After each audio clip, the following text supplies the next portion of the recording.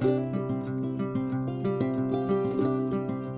everybody, welcome back to the channel. I'm Nick Zimmerly, and today we're going to be making cheese. We're going to go over the basics of making cheese. And I have a lot of videos on how to make different things, cheeses, cured meats, ferments, and my cheese videos are usually on how to make specific kinds of cheeses, but today, like I said, we're going to get out to the basics and just I'm going to go over how the cheese making process works.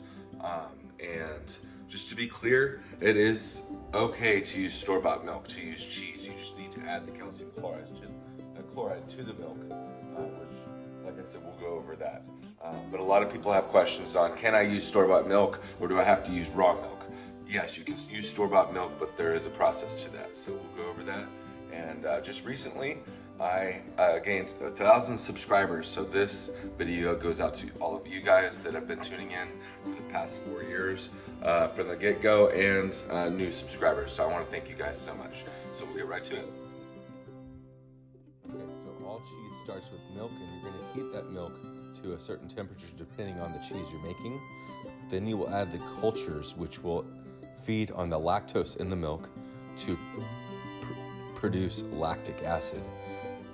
Here we're adding we're stirring in the cultures, and then we're going to add calcium chloride because I am using store-bought milk or pasteurized and homogenized milk, and that will fortify the milk with added calcium for a firmer curd set.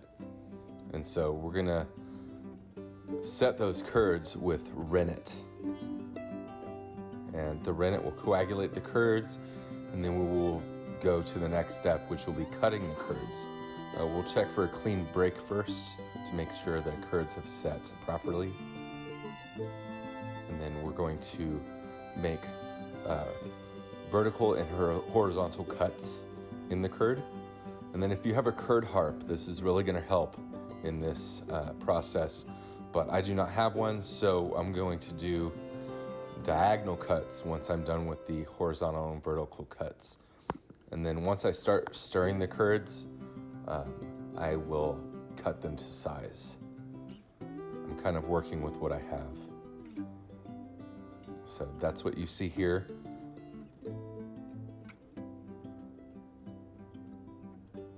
And you're going to want to take your time when cutting the curds. So once you're done, you'll start kind of lifting the curds because they're still kind of fragile. But you're going to lift them and cut them to size. And then after a while, they will get firmer, and then you can kind of stir them a little more easily. Stirring times depending on the kind of cheese you're making. Then you can strain the curds, and you're going to want to let all the whey drain out of them before you press the curds. And depending on the cheese you're making, you're going to mill the curds and then salt them, like I'm doing here. And then you will press them in a cheese press, which you can access all of this stuff online. And you'll usually go through a series of pressings, which is what I'm doing here. And some cheeses, you don't salt the curds, you press, and then you can brine the curds, or the cheese. And so to age the cheese, the easiest way for beginners is to vacuum seal your cheese after air drying. And then this is a fridge that has been modified, plugged into a temperature gauge, and I have it set to 50 degrees, and the humidity also depends on the kind of cheese you're making. Okay guys, so that's the gist of cheese making. I could make an hour-long video on how to make every kind of cheese. There's a million kinds of cheeses you can make. I do have videos on how to make different fresh cheeses, aged cheeses, and I will include those in the description box below. But obviously all cheese starts with milk. You can use raw milk. You can use store-bought pasteurized and homogenized milk. You do not want to use ultra pasteurized milk because it's not going to work out. But if you are using store-bought milk, you can add the calcium chloride like we went over. And then you're going to stir the curds, strain them, salt them, however way you need to, depending on the kind of cheese you're making.